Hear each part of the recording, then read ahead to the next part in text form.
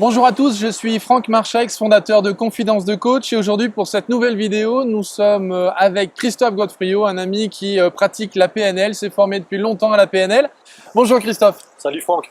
J'avais envie de venir te voir parce que quand on parle de PNL, on parle souvent ensemble, à chaque fois qu'on a besoin d'échanger sur le sujet. Ouais. Et lorsqu'on préparait ces vidéos et qu'on se demandait justement quels étaient les différents sujets vraiment très pertinents qu'on pourrait aborder, tu m'as proposé de parler des sous-modalités.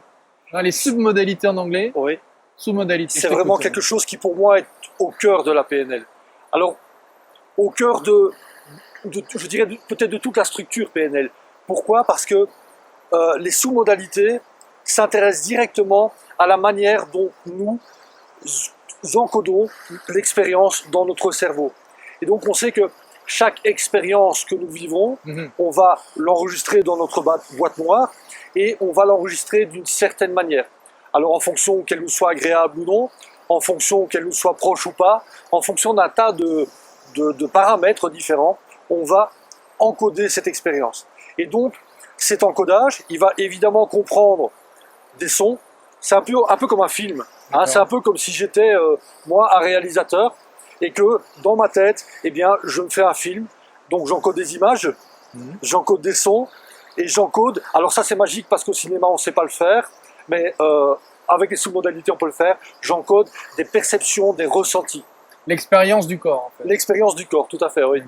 Je me souviens lors d'une formation avec Richard Vanderl, qui est le créateur de la PNL, avec son associé John Grinder.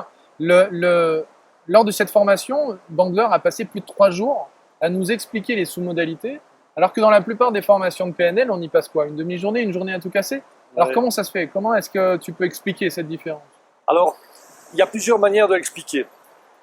D'abord parce que l'esprit anglo-saxon et l'esprit français et francophone n'est pas le même. On ne va pas appréhender les choses de la même manière, on ne va pas les travailler non plus de la même manière. Et donc, effectivement, chez nous, les sous-modalités ont peut-être été un petit peu, pas passées sous silence, mais englobées dans le reste. C'est un peu oublié quand même. Elles sont pas absentes, on les travaille, mais on les nomme pas. Et peut-être qu'effectivement, on va moins fouiller, on va moins aller en profondeur dans ces sous-modalités, qui pour moi, pourtant, sont vraiment quelque chose de super important. Alors, comment tu les utilises précisément avec un client à toi? Alors, avec un client, eh bien donc, je vais d'abord lui demander comment il encode son expérience. Donc, une expérience qui ne lui plaît pas, une expérience, une phobie ou une peur ou des choses comme ça. Je vais lui demander ce qui se passe dans son film, comment il se voit. Est-ce que d'abord il se voit dans l'image ou est-ce qu'il ne se voit pas, est-ce qu'il voit avec ses yeux? La notion d'associé, dissocié. Voilà, ça c'est important. Est-ce que l'image est en couleur? Est-ce qu'elle est en noir et blanc? Est-ce qu'elle est fixe? Est-ce qu'elle est mobile? Est-ce que justement c'est un film ou est-ce que c'est une image arrêtée, voilà, par exemple? C'est ça. Est-ce qu'elle est grande? Est-ce qu'elle est petite? D'accord. Donc ça c'est au niveau de l'image. Mais on va aussi s'intéresser donc aux paramètres sonores. Est-ce qu'il y a des bruits? Est-ce qu'il y a des sons? De quel côté le son? Voilà, tout à fait. Est-ce qu'il voyage? Est-ce qu'il est fixe? Et alors au niveau aussi des sensations du corps, des sensations kinesthésiques, savoir effectivement s'il y a des choses qui se situent au niveau du corps, des ressentis, et comment ça se passe au niveau de ces ressentis. Alors dans un premier temps, donc, on va vraiment essayer de comprendre comment il a réalisé son film. D'accord? Et puis après, ce qu'on va faire, eh bien on va prendre une télécommande ou une table de mixage et on va vraiment jouer sur ces paramètres de manière à les régler, de manière à diminuer par exemple l'intensité de la peur et augmenter celle du plaisir, ou des choses comme ça.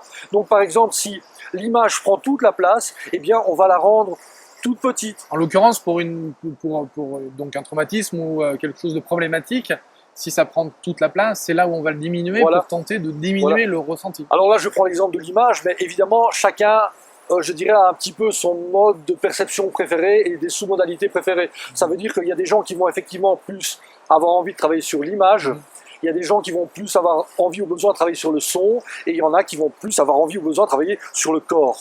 Et donc on va d'abord mettre à jour quelles sont les sous-modalités préférées de l'accompagné, du coaché. De chaque personne, et en l'occurrence de la personne que tu es en train d'accompagner. Tout à fait, et alors on va travailler évidemment sur celle-là en priorité. Alors il y a un exercice qui peut être intéressant, qu'on peut donner aux gens qui nous observent, c'est de prendre en fait 2 pages de prendre, évidemment, puisqu'ils seront seuls et pas accompagnés, on va pas partir sur une grosse phobie, on va partir sur quelque chose de relativement cool. Mais la limite, ce serait de mettre sur une page une expérience un peu désagréable et de voir justement quelles sont les différentes modalités qui sortent.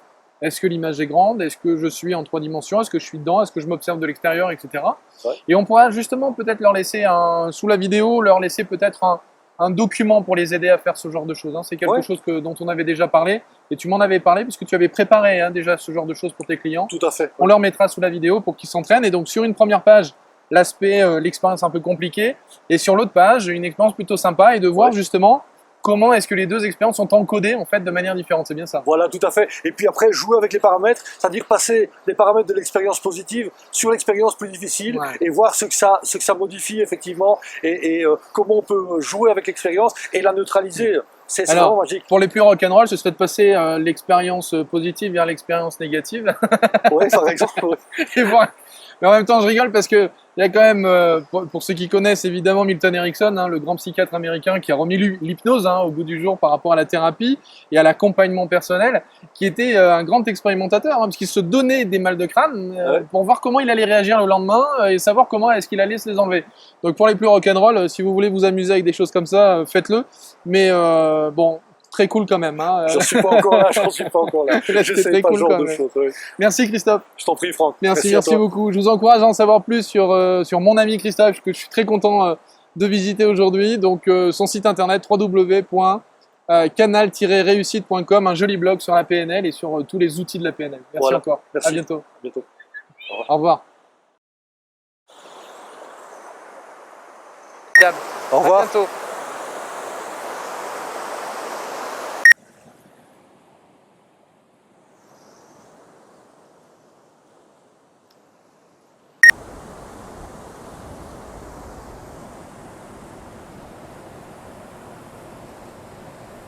Ouais.